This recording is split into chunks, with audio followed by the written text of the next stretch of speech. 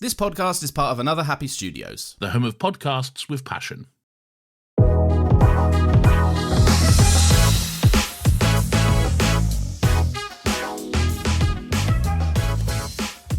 Hello and welcome to Talking Pictures Podcast. I'm your host David and joined with me, as always, my co-host Brian. Brian, how are you today? Don't fuck this up, David. Third time's the charm, I suppose. Isn't that the way it goes?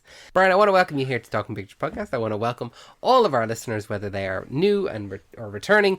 Just a welcome here to Talking Pictures Podcast with new episodes every single Wednesdays. So make sure if you haven't already, subscribe to us in your favourite podcasting app of choice. You know, you can just copy and paste the intro and I could. an intro of Michael and just shove it in here. That would make sense. Yeah, It would, absolutely. It would also make sense if we were just to pre-record an intro and an outro and just pop those in and out and just start talking about the movies each time. But that would just make too much sense. It would make actually less work for us. So why would I do that? I like work. Yeah, we love work. Yeah.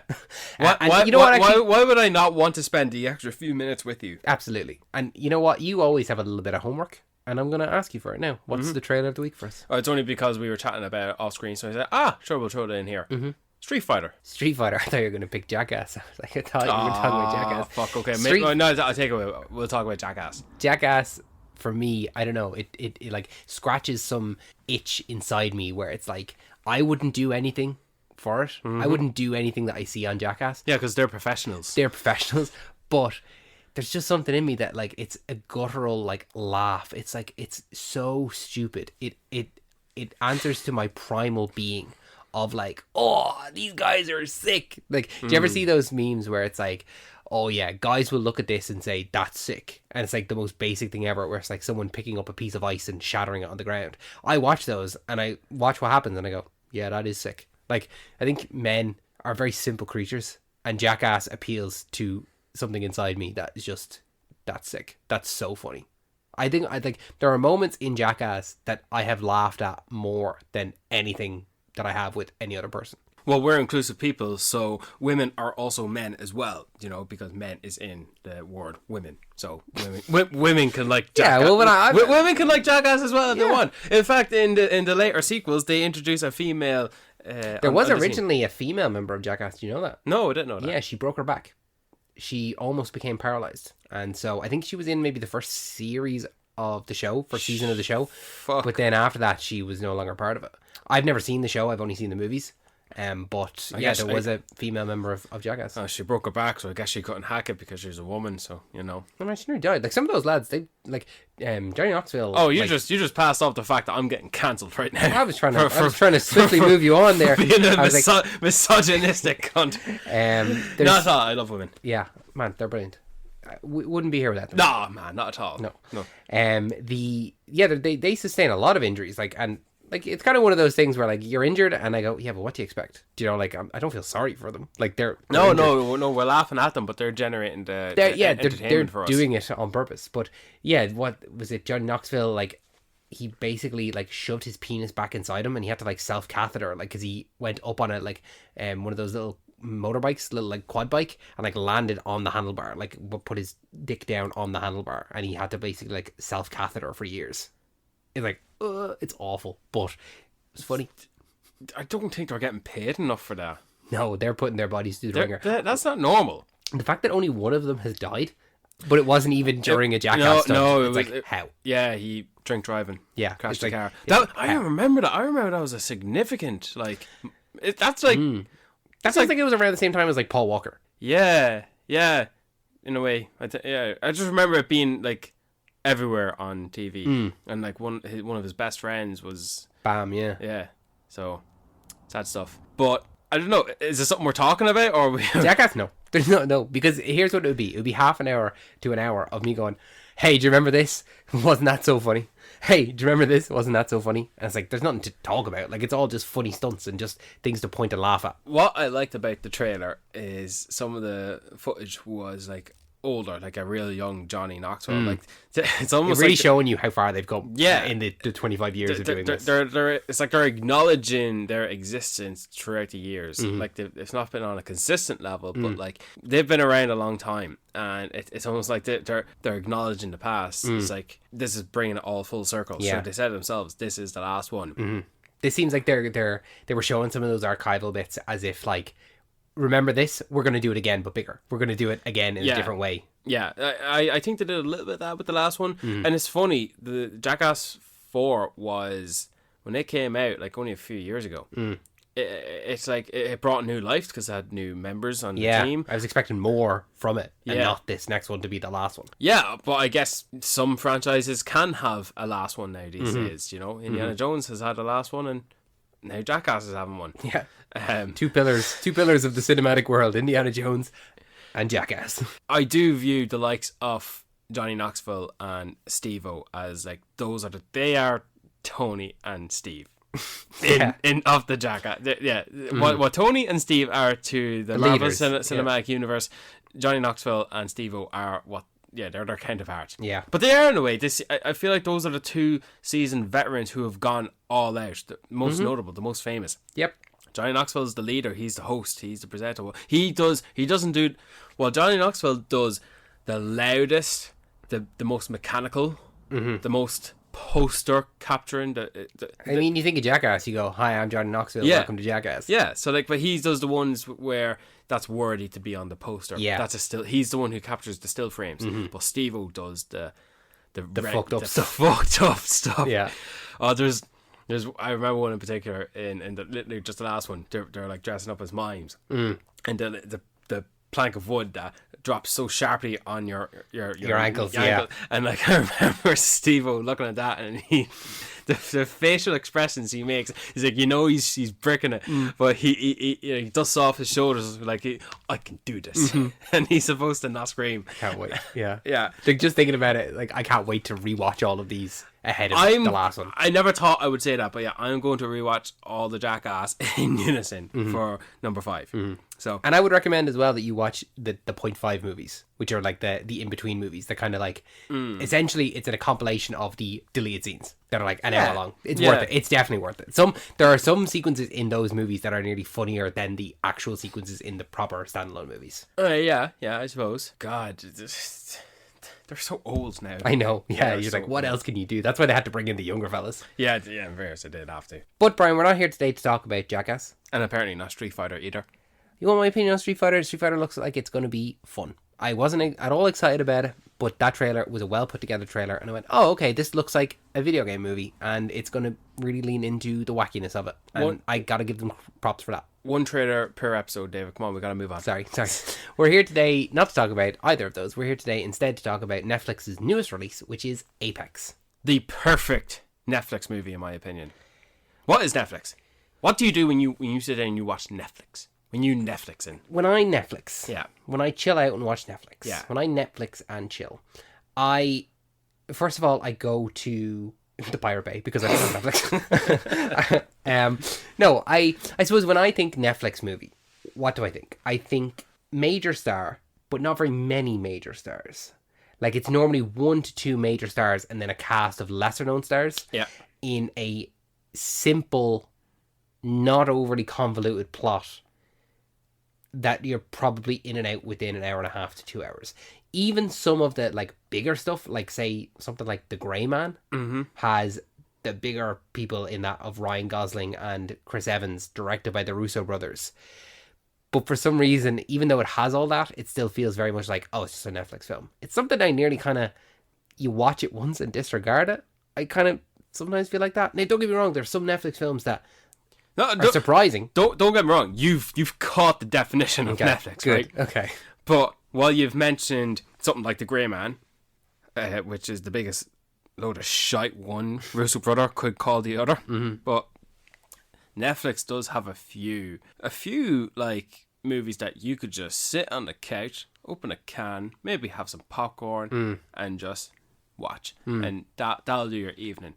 Honestly, to just shut your brain off and enjoy something that's not taxing like a Villeneuve or Nolan film, but not god awful like a Paul W.S. Anderson film. It's nearly a Netflix film is something that you log into Netflix and you see what's in the most popular movies, and you watch it only because it's there. What's new and popular? Yeah, what's everyone else watching? Yeah. Now, to compare like the Apex to these other movies, like one is Sam Raimi produced Don't Breathe. I don't know if you saw it. The guy's hunting her and she loses mobility I didn't see that one. Another movie. She loses mobility. Yeah, she does. He injected her with something that loses her ability to move temporarily. What's the one with the guy from Avatar? Say what guy from Avatar now? The Stephen Lang. Oh, don't breathe. Yeah, you said don't breathe. Did I say don't breathe? Yeah, that's why I was so confused. Oh shit. Yeah, I'm definitely misremembering it. Yeah. But like, there's another movie like Hush. yeah, I've seen Hush. Yeah. So that's one. Another movie. I know the Black Phone was a theatrical movie, but that's not so much in the vein of a Netflix comparison, but it's more so what the movie we're talking about here. Yeah. In terms of introducing a character with an open book or a blank book of a background that it's open to interpretation of what you make of said character. Mm-hmm. But I don't mind that Apex is literally what you get. Mm-hmm. Even the title is very much generic. Yeah, I mean, to be honest with you, I didn't know what this movie was until it started. Really? Yeah, like not a clue. You said let's do this, and I went, yeah, sure. I made the poster, like for this episode. Like when people are looking at it, if they're watching it on YouTube, like I just made this poster, and which people better appreciate. Yeah, and I was like, okay, I guess it's about mountain climbing. Like I genuinely didn't know what it was about at all. I knew Charlize Theron was in it, and I knew Taron Egerton was in it, and that was it. And then, obviously, as the movie went on, I was like, oh, okay, Apex, as in he's an apex predator, and it's kind of like the most dangerous game, kind of like human hunting human, that kind of thing. Please look up the name of the movie, the Sam Raimi movie, because it's going to annoy me if I don't know what it is. Is it? Really? Yeah. Oh, well, 1 second while I look for that. I'm not going to beat around the bush, David. Did you like this movie? I thought it was fine. I wouldn't, like, go raving about it. I think that I think what it did well enough. Like, I was entertained throughout. I think it's 90 minutes. Like, it's short, and it feels short. Kind of nearly to the point where I'm like, it's almost too short, where it's like, okay, but what actually happened? Like, not much happened in it that I felt. I'm going to get into an agreement here with you now. Before I do that, I'm going to tell you that it was actually called Don't Move. Don't Move. That makes more sense. Yeah. if someone's injected with something and they can't move, it's probably called Don't Move. Yeah, but in fairness, there was a lot of movies that came out around that time that all had similar titles. Yeah. Don't do that. You know. And don't cut me off again. But Sam Raimi produced both of them. Okay. So I'm on the money there. Mm-hmm. The movie starts off with, okay, so boyfriend, girlfriend, hiking troll wall, which I'm definitely going to Google at some point now that I've been introduced to it. Do not recommend that for one of our trips, please. I will not do it. What? Camp on the cliffside edge of a mountain? No, I will not do that. I wouldn't be fuck do that either now. I'm not gonna lie, I am not going to hike a wall and... Yeah, just string a tent there. Just attach the tent. Attach the tent to the side of the wall and have like a stiff bed there. And yeah, you just lie on that. Yeah. Yeah. And just hope it doesn't fall thousands of feet to your doom. Just hope. I'd nearly watch a documentary on that. I wouldn't be fuck do it. It's good when these things appear in movies because I go, oh, brilliant, that's what that's like. I don't ever need to experience that. Absolutely not. You know, it's not for me. Yeah. I'm glad she enjoys that, but I won't enjoy it. Yeah. And hey, look, you knew what was going to happen. Of course you knew what was going to happen. Yeah. Any movie. I just don't know. Like, maybe it's because of how many movies we've watched. Maybe it's because we understand the language of film. But it's like, I know one of these characters is not making it out. Okay? And I know it's Charlize Theron that's in the movie. So, Eric Bana probably is not going to make it out of this. They must have had him in the Netflix lot filming second season of Untamed. Hey, Eric, you free for it? Yeah, pop over. Come on over. Do you want a credit? Hey, it works. Eric Bana. Like he's mildly successful with having a failed superhero movie and appeared in another notable named movie in the knot between Hulk and the time traveler's wife. That's it. He's a supporting character and everything else. Like, is his name Billy something? He plays Crudup. Yeah. Him. He's literally him. You know what I would have liked in this movie? Just more Eric Bana. I quite liked him. I think considering this is like a cat and mouse thriller, have Charlize Theron, just have her like hallucinating Eric Bana, and then you can have her playing off someone, because like I feel like she's running away from Taron Egerton for 20 minutes and then that's it, and then they're together the rest of the movie. Yeah. And I was like, well, give us a bit more of her running away from him. Like, either have them together the entire time or not. And, like, obviously, do you need someone for her to bounce off of? you don't need someone like Charlize Theron is a good actress, a fantastic actress who's well capable of carrying a movie by herself. You know, look at The Revenant. You know, you have Leonardo DiCaprio carrying that movie for a majority of it by himself. Charlize Theron can do that, absolutely, no problem. But if you want to include Eric Bana and have maybe, you can have flashbacks, you can have her hallucinating him in some regard, maybe have it be that he was the one that was mad for doing all this adventurous activity and she's there and she's maybe a little bit of a novice to it. Yeah. And she's nearly having to remember all the things that he said of what she needs to do, how to tie this knot, how to do that. Literally, an obstacle she is facing in her escape from Taron Egerton. She hallucinates or recalls to a memory, or we just get a straightforward cut to flashback where he's teaching her something or telling her something, and it's literally Build up that relationship a bit more, because you don't get a sense for it at all. Oh no, absolutely not. Making it relative to their making it relative to the scene, you know, and yeah, you get a bit of extra more Eric Bana. He would make a decent Mad Max, I think. I don't know why I thought. Eric Bana, yeah, absolutely, he would. He'd play a good Mad Max. Random thought, but not random because I thought of it before. This movie is obviously, you know, presented as like a cat and mouse. You know, hunter be hunted. Taron Egerton's chasing her through the jungle, and she's trying to escape.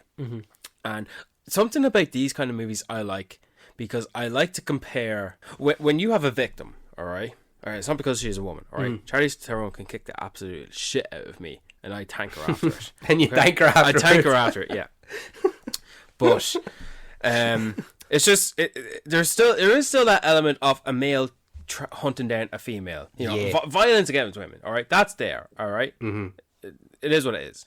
Okay, it's the life we live in. It's shit as well. So the fact that her partner and protector. All right, and I'm not saying protector just because he's a man, but the fact that Eric Bana is no longer there to protect her, she has to protect herself. You know, it's a little bit like that part in The Last of Us where Ellie is on her own defending herself and fighting against the pedo cannibal David in this first season, yeah.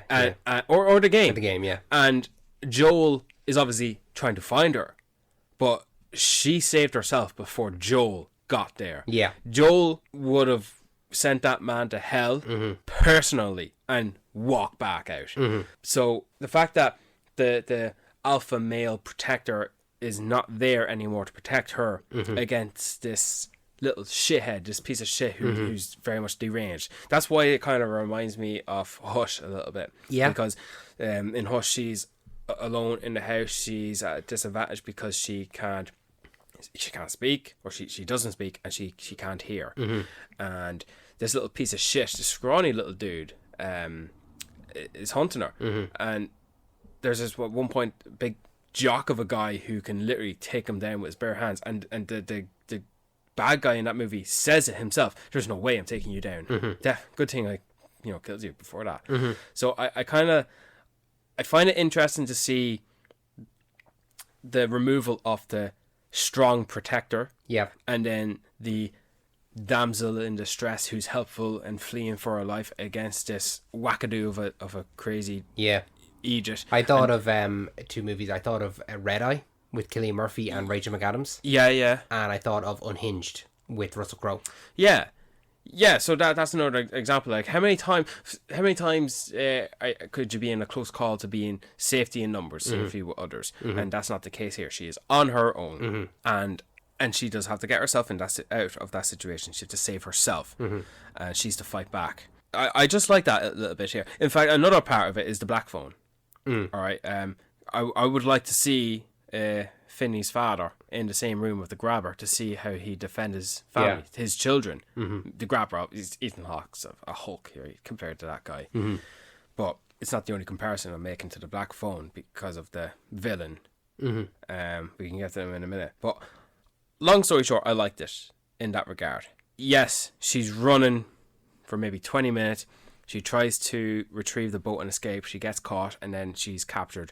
And then we're due to get a scene where he does have her captured. That's to happen. But if this was a 2-hour movie, we would have had an extra escape and prolonging it. You know, she could definitely run through the jungle, and she could have to traverse a river, a swamp, a bog, a marsh, more cliffs, a cave, animals in the jungle. Yeah. And anything really to give us a break from her escaping from Taron Egerton to face the other hardships in the jungle. Yeah. And then he catches up to her in the end. She comes across another family or some other hikers or something like that, and he kills those people. Yeah. You know, like... It's obviously, you know, it's traditional in these type of plots. Like, you know, we need some red shirts here. We need some deaths. Yeah. You know? I was okay that we didn't have that. You know, it is a 90-minute movie. And I said, sure, we'll do this one because it's a quick, handy one. Like, it's whatever. It feels inoffensive in that. Like, I can't say it did anything poorly. I just can't say it did anything that was mind-blowing or did anything to blow me away. No, where, like, it's not. It really is a sit on your couch, watch this and forget about it. Like, at the end of the year, will I remember I've watched this? I don't know. The only thing that is going to make me remember this movie is Taron Egerton. See, it's interesting because Taron Egerton's a great actor. I really like Taron Egerton. But I feel like, is he relegated to, like, Netflix movies all of a sudden? Because he was in Carry On, and he was great in Carry On. We both really enjoyed Carry On. Yeah. But now he's in this. And it's like, what else is he in recently? Well, he did Tetris in Apple TV. He was in Blackbird. I don't know if you saw that. Yeah, I was going to recommend it, actually, at the end of this episode. And spoilers. And he was also in... It's another Apple TV thing he was in. I forget off the top of my head, but he was definitely in it. You didn't see it. I know you didn't. Smoke. Okay. He was a... How would you describe it? He was an investigator of arsons. Okay. I don't know what the appropriate term is that. Arsonists. No, he's an investigator though. Yeah, of arsonists. Oh, so arsonists? Yeah. Doesn't that mean you set fires? Yeah, he's investigating arsonists. Yeah, well, he's licensed to hold a firearm. Okay. Anyway, of the catalogue of stuff I've seen Taron Egerton, this is not really the first time I've seen an unhinged Taron Egerton. Where else have you seen him? I'm not going to tell you. Smoke. Clearly. He's good in Smoke. And he's got more screen time to do that there too. But he's going balls to the fucking walls with this. Does it feel like to you, though? Yes. Clap. Go on. What was I going to say? Yes, it does. It does feel like he's doing a James McAvoy impression. Yeah. Okay. I wasn't going to say that exactly, but yes, this is a James McAvoy role, I think. Yeah. It absolutely is. But, and Charlize Theron could have fit very perfectly in working off him. Yeah. Or Jessica Chastain. Yeah, absolutely. Either or, yeah. What I feel like sometimes when it comes to like people being unhinged, they're just doing their best Joker impression. And I kind of feel like this is like a soft Joker impression. And I'm like, I'm kind of over that. You know? Okay. So we've got Jason Momoa doing it in Fast 9. We have, let me see now with this. Who else is doing an unhinged performance? Has James McAvoy done a Joker slight performance? Yeah, in Speak No Evil. Hear No Evil, whatever that one was called. Speak No Evil. Yeah. We talked about it. How can you not remember it? Don't know. But yeah, the comparison is there because James McAvoy, who's known as if anything, a drama kind of actor, he's done a few thriller horror stuff with the likes of Speak No Evil, Split, and Glass. He was a protagonist, but he was in It Chapter 2, and so like I'll tell you what would have made this movie better for me. What? Okay, fix this, David. No, I'm not trying to fix it at all because it's not a bad movie or anything like that. But I think something that may have made it a little bit more interesting, and it actually plays into something you said there, where like you have the male force over the female damsel. Like there is that just inherent danger. Yeah, just flip the roles. Have it be that Taron Egerton is the one that's hunted by unhinged Charlize Theron. Like that just completely flips the script on what this movie could be. Like imagine a man being hunted by her. I think he let her catch him. But you know what I mean. Like no, I do know what you mean, and yeah, you're right. Honestly, missed opportunity. Now, I like what we got for Taron Egerton because I like him. I like seeing this. Yeah, okay. Slight Joker impression, maybe, but I'm not going to be the first to say that. Okay, fair enough, yeah. Flip the gender roles, and challenge that.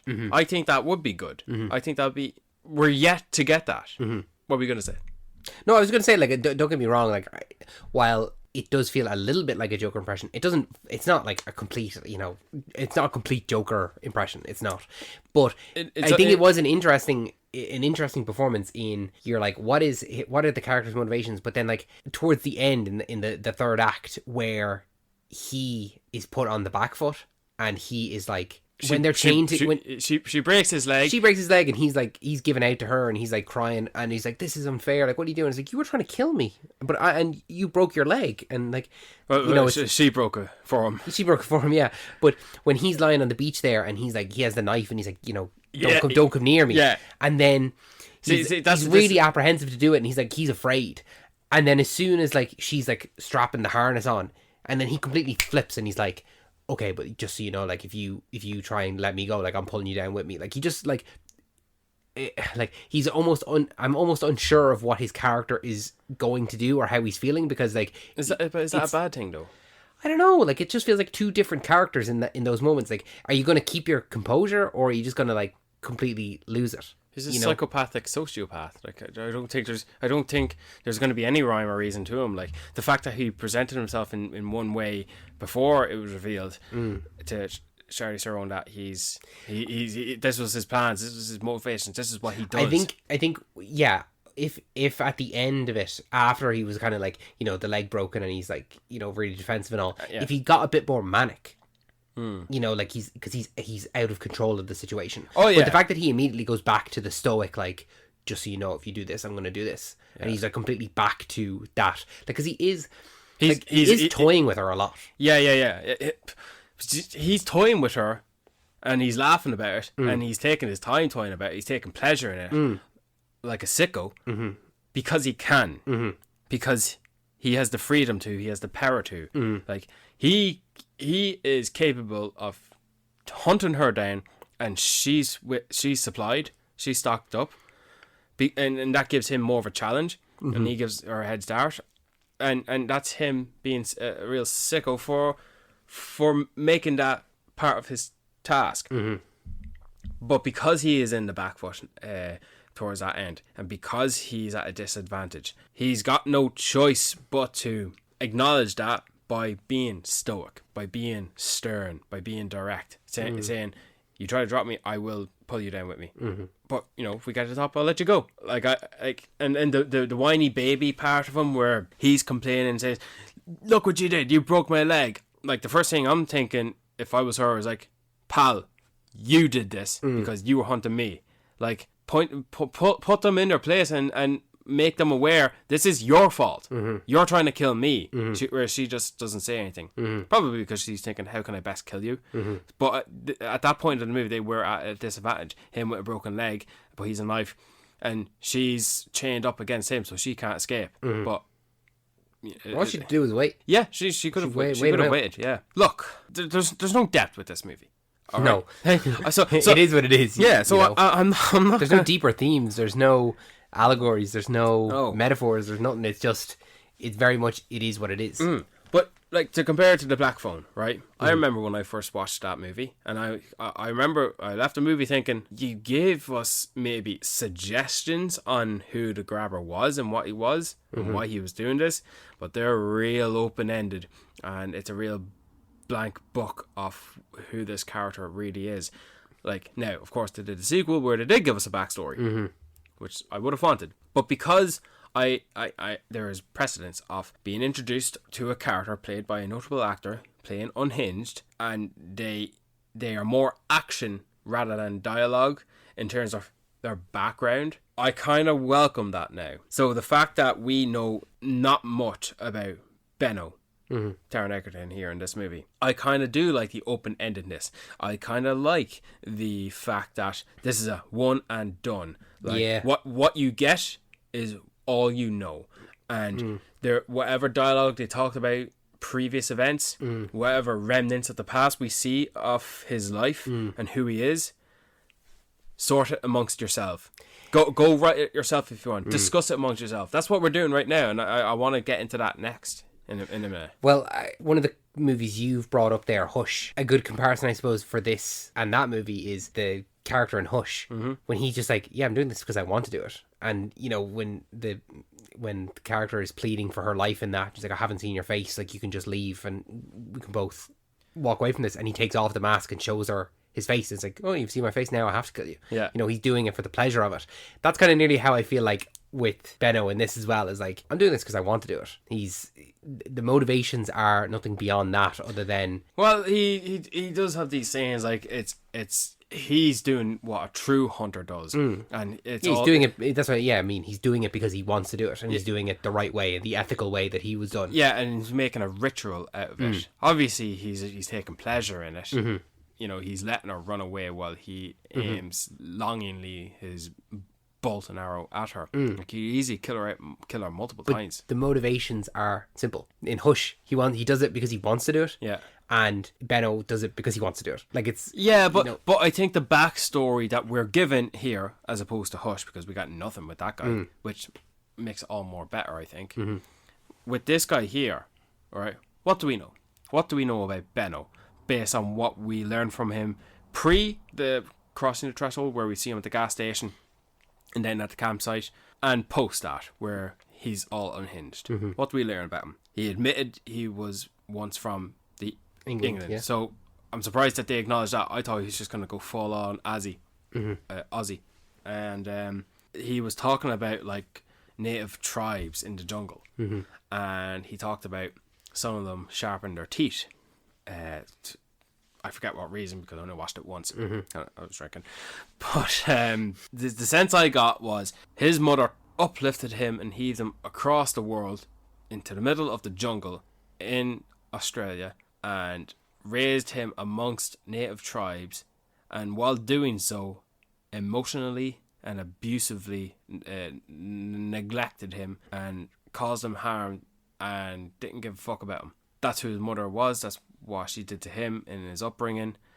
But she must have used him as like a tool to whatever sick fantasies she was into. Do you know? She was probably an occultist herself. Imaginably so. He obviously killed her, or he indirectly caused her to die. Just spitballing ideas. But even though there's not much there, like there's still something there. Do you know? Like, why hasn't he gone back home? Why is he still, you know, living there in the hut? You know, like he's obviously an isolated individual. But it looks like he would fit in amongst the hunters. And you know, it is a gimmick where those hunters in this movie, who definitely appear like hillbilly racist, rapist dickheads, they're not the real monsters in this movie. No. It's this guy. You know, I think it's because, like, for me, he stayed there because he was good at it. Like, all those people that are on the missing boards, like, they're all his victims. Yeah. Every single one of them. Yeah, and that's a bit of something there as well. He probably poses himself as a tour guy, and that's how he lures his victims in, you know?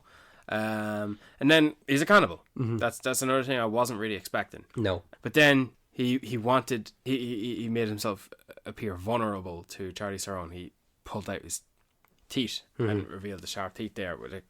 Okay, so that's a good visual there to see, to indicate something of his background. Like, did he do that himself? Did his mother do that to him? And then he wants to hold her. He wants to keep her forever. So obviously he's got mommy issues, and that's what he's looking for. And then I'm going, fuck you, when she bites his ear off, and like just seeing that open wound there throughout the movie as well. You know, I wonder if that a piece of green tape stuck to his ear to remove it digitally. So I like that, even though it's a short movie and there's not much of a long foot chase, she does get the upper hand on him eventually. You know, and in praising Taron Egerton, I do like his like leveling up, his gearing up once he's playing the tune with the speaker, and he's giving her the head start. I love that like raw energy he tried to challenge. Obviously now it's a direct comparison to James McAvoy in Split, you know, but I like it. I like that he can just keep running consistently without losing any steam or energy. And then she has the binoculars and she's staring him down, and he's just staring back at her as if he can see her like a mile away through all the jungle shrubs and stuff. Yeah, it's like, it feels like he knows the jungle so well that like he, even though she's going down the river in her boat, he's still able to kind of get ahead of her. He knows how to move it because he's there, and he plants the phone with the video to kind of trick her. For a moment. But what do you make of the recreation of the scene in the cave? A recreation of what we got in the Lord of the Rings when the hobbits are hiding under the tree, and the hooded guy, the right, leans over leans over to the thing and starts sniffing and just looking around. I like that. What do you think of that? To be honest with you, Brian, I think you're losing energy. forgot about it. Did you? Forgot about it. You're doing nothing but you're agreeing with me. I just don't have anything to say on it. I don't have anything to say. Let me think of the things I have to say on it. I liked the comparison of Taron Egerton's death in this movie compared to the death of Jason Bateman in Carry On. Like, good deserving kills. You know, where Jason Bateman is like, yeah, fuck you. Yeah. Like, you deserve this. And you kind of feel like that with Taron Egerton as well. It's like, you want him to get what you deserve. Get what he deserves. And he's like, you know, it's a proper splat. Yeah, I liked, no matter how many times he's tried to kill her and he's threatened to kill her, and he's even pulling her off the cliff, thinking she was meddling with the harness. Which she was. She was, in fairness, and she did again, and she did it very sneakily. Like, as obviously, it's very stupid. How could he not think she gets ahead and she's over a cliff? And he said, hey, we make a pretty good team, don't we? Yeah. You know, like, come on, dude. Like, goes to show your unhinged attitude. But then he doesn't hesitate a second. You promised we were working together. As if he was going to hold his promise. Oh, yeah, there's no chance no shot in my mind that he was going to hang on to the promise. As soon as he got up there, he would have pushed her off or something. No, but that's exactly what happened. But he would also, like, he would he'd report her to the principal because of her backstabbing him. Yeah. And he'd whine and bitch about it because he's no discipline. He's still a child at his mind. And yeah, I just like that. And I like the fact that there was that 5-second moment he got where all the pulling and shoving he did to take her off the mountain pulled the fucking harness off her, and then she's free. And then he's looking at that and like, oh, and now what does that mean for me? Yeah, it means this rope you're strapped to the top of a little branch here. Not gonna last too long. No, that is your lifeline, and you just tried to kill this woman. I liked the scene where she was out in the rain and he was like kind of coming in and out of the darkness. Yeah, that was a good little. Kind of reminded me of Apocalypse Now. That kind of like. Yeah, I suppose so. You know, I did like I suppose a little bit of the character trait where he's like, I've taken your phone, but I've put in other things in your bag to make this fair. Yeah. Like, it's not going to be just like, because like realistically, he could have killed her there and then. Like, but that's what's the point? What's the point? Yeah. So he made it a little bit fun for himself, and I'm glad that she got to, like, was the pepper spray? Is that something that he put in there that he forgot about? Like, I think she put it in there. Yeah. So, he put it in there. Because we don't. What do we know? What else then was in the bag? That. Oh no, this movie's not long enough for us to find out. No, it's completely gone. But I do like the little hustle and tussle they get into, like the fighting back and forth. Yeah, and that was actually another thing I liked, is that it feels real in the sense that when they come out and they're chained together and she goes over and picks up the rock and she goes to bash his head in. No hesitation, but she also comes back and like the water's too deep, she can't do it. And it's not like a thought out thing where it's like, oh, I need to pull him in and then I can do it. She just immediately goes for it and comes back and it's like, oh crap, this isn't going to work. Yeah. And I think that's a very human thing. That's a very real life thing where you just kind of like, okay, what can I do? What's the first answer here? I was like, okay, I'll bash his head in. Yeah. And she goes and does it, and then that's when she obviously doesn't get the chance. But it's also a human thing as well, because she does pull him closer to the shore. Yeah, afterwards, after she realizes, and she grabs a second rock, but she doesn't then go to try and bash his head in. To get away from him. Yeah. If you're in that situation, are you always going to be thinking about trying to bash his head in, or are you going to be thinking about what can I get away instead? Or like what's presented to you in the moment? Like, she's trying to break away because it's like a fight or flight situation. You are reacting by the millisecond of what is at your disposal. Absolutely, yeah. It's like, instantaneous. It's instinct. Yeah, like it was one instinct to go try and bash his head in, didn't work. It was another instinct to try and get away because she could have bashed his head in with the rock because he was still coming to. Well, it's not the end of the movie yet. We can't have that just yet, But yeah, man, that's it. Like, I like seeing, like, it's funny to see that he was the protagonist in the last Netflix movie. Yeah, and now here he is the villain. Yeah, and it is satisfying to see him like that. Guy's ripped.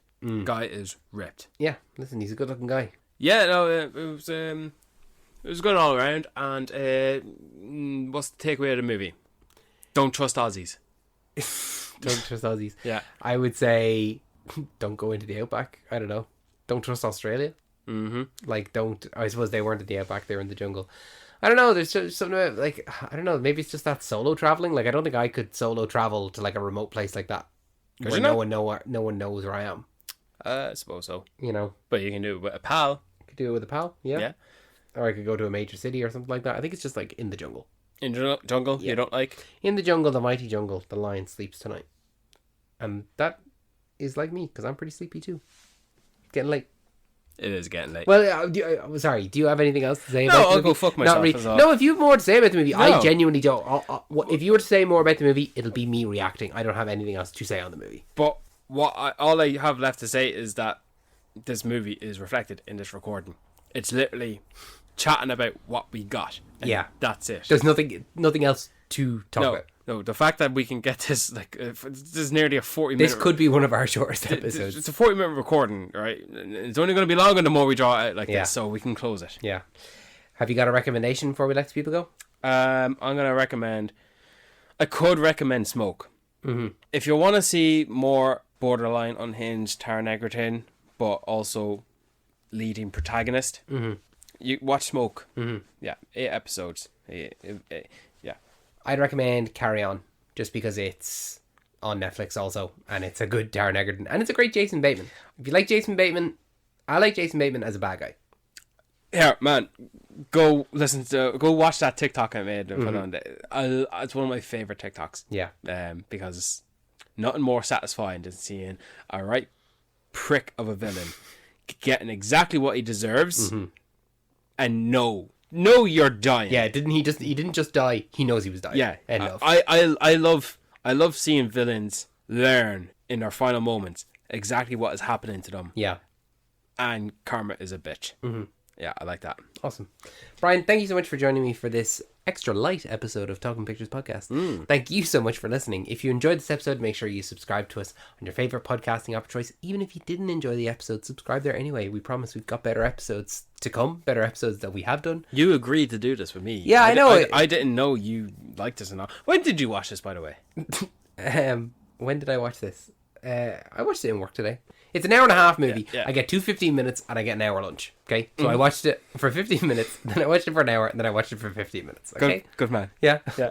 So yeah, if you haven't already subscribed to us on your favorite podcasting app of choice, we also have another podcast which is entitled Saturday Morning Cartoon Club. So if you haven't already, subscribe to us there so you can listen to talk about all of our favorite cartoons from when we were kids, all that kind of stuff. This podcast is brought to you by Another Happy Studios, so make sure to check out all of the other podcasts in our network. That includes Still Got Legs, Unfinished Film Thoughts, Another Happy Pod, Fishing Trip Files. I can literally see the energy be drained. What from energy? You, I don't think I have any energy left. you literally could have just copied the recording of Michael and thrown it on this, and no one would give a shit because we've. Brian, I'm a professional. Who is listening to this? I don't know, but Who I'm the a hell professional. is watching I'm Apex? talking to you. and I'm watch- talking to you specifically. Thank you Yeah. so much. I'm also going to suggest that if Hokum is good, we can record that and release it after Michael, and just say this as a bank. Okay, maybe. Yeah. Maybe. Okay. You can just Brian, say, thanks. good luck.